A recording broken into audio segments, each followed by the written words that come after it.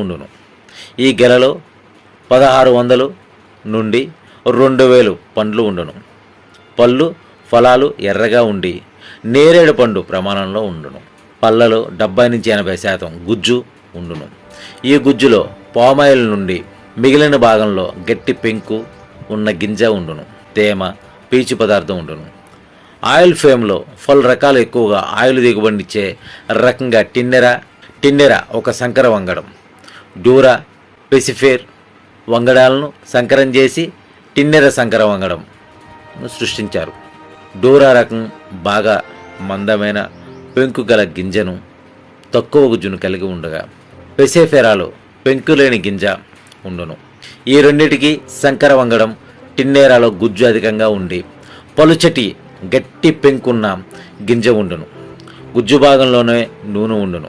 form తోటల పెంపకానికి సంవత్సరం